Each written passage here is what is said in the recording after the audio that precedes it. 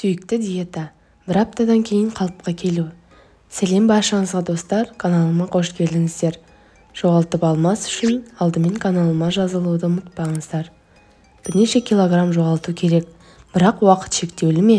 Сіздердің назарларыңызға бүкіл әлем бойынша көптеген әйелдердің сүйіспеншілігіне лайық болған сүйікті диетаны ұсынамын.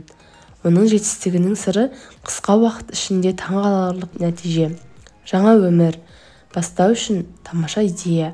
Бір апта бойы сүйікті диетаға отыру уақыты келді. 7 күндік диетаның мәні -7 килограмм тастайсыз. Интернет салмақ жоғалтудың әртүрлі әдістеріне толы, бірақ олардың арасында ұзақ уақыт бойы танымал болған және қарқын алуды жалғастыруда. Біз сүйікті диета деп аталатын диета туралы айтып отырмыз. Егер сіз әлі де бұл туралы естімеген болсаңыз, бірақ денсаулығыңызды бұзбай, аптасына 5, тіпті 10 килограммнан арылғыңыз келсе, осы әдіске назар аударыңыз. Сүйікті диета бір аптаға арналған және оның әр күні бір бағытта. Мәзір әр түрлі болғанына қарамастан, 7 күндік диета -7 килограмм қатаң болып қалады және ұстану оңай емес. Бұл әдіс өте тиімді. Ол метаболизмді өте жақсы ынталандырады, бірақ 5-10 килограмм жоғалту және тағамды күрт шектеу дене үшін ауыр стресс екенін ұмытпаңыз. Сүйікті диетада не жеуге болады? Күнделікті сүйікті диетаның мәзірінің өзіндік ерекшеліктері бар. Кейбір күндері тек сұйықтық, кейбір күндері тек көкөністер, тек жемістер немесе тек ақуызға бай тағамдар рұқсат етіледі.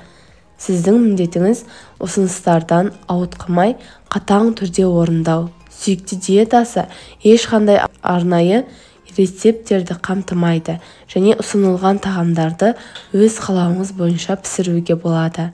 Жалғыз ерекшелік, сіз әлі де майға қуырылған өнімдерден бас тартуыңыз керек.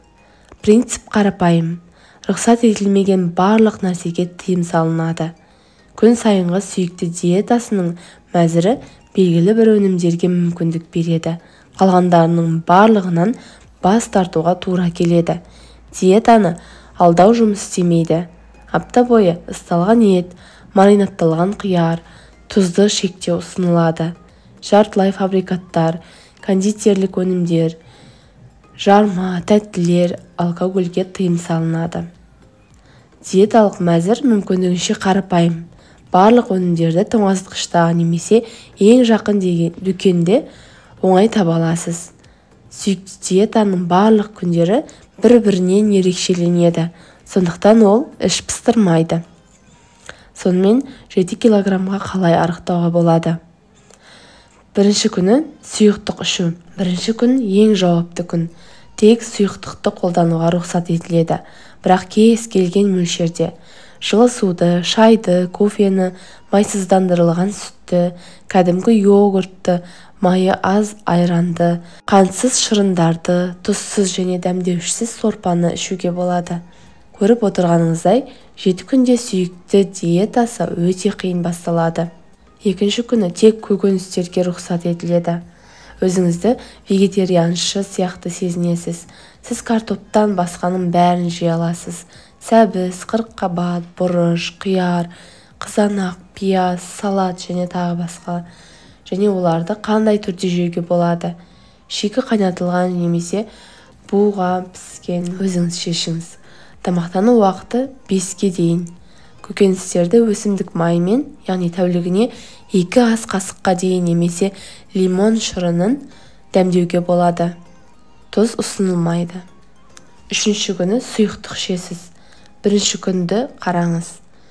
Төртінші күні жеміс-жидек. Сүйікті диетаның ең дәмді күні.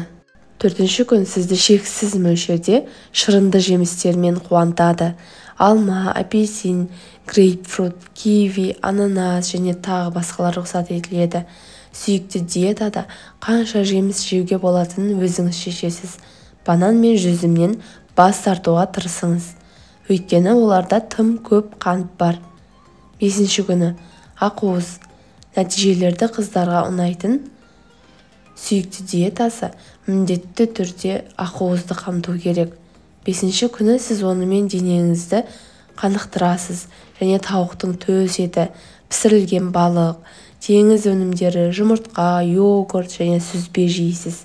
Тамақ жейсіз. Тамақтану саны 5-ке дейін. Бөлімдері кішкентай болу керек. 6-шы күні сұйықтық ішесіз, тура 1-ші күнгідей. 7-ші күн теңгерімді тамақтану. Соңғы 7-ші күн қалыпты диетаға көшу.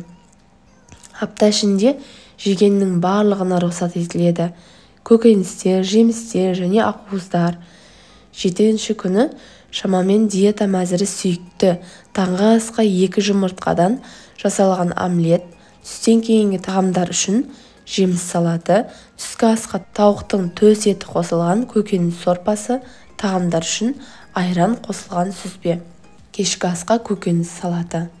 Диетаны одан да тиімді ету үшін жеткілікті мөлшерде су ішуді және жаттығуды ұмытпаңыз.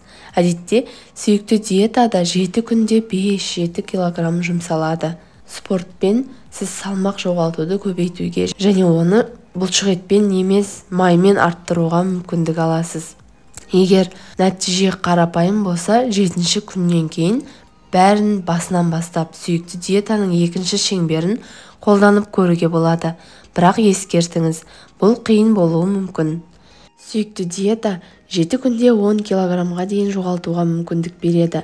Бірақ есте сақтаңыз, бұл салмақ жоғалтудың бір реттік және жылдам әдіс ретінде тиімді. Оны қорламау керек.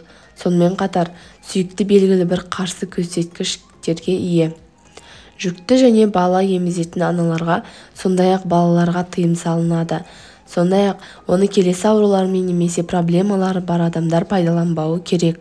Бүйрек пен бауыр функциясының бұзылуы, гипотензия, яғни созылмалы төмен қан қысымы, анемия, қандағы гемоглобин мен эритроциттердің мөлшерінің төмендеуімен жүретін синдром, асқазан ішек жолдарының аурулары, тамақтану бұзылыстары.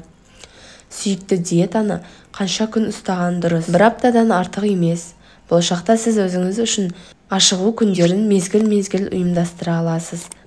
Кем дегенде 1 апта бойы 7-ші күннің шамамен диетасын ұстануға тырысыңыз. Содан соң бірте-бірте дұрыс тамақтануға ауысыңыз. Сіздермен бөліскім келген осылар еді достар. Өздеріңіз қалаған дене бітіміне жетулеріңізге тілектеспін. Ұнаса, каналыма жазылып лайк басып кетулеріңізді сұраймын. Келесі видеоға дейін аман сау жүріңіздер.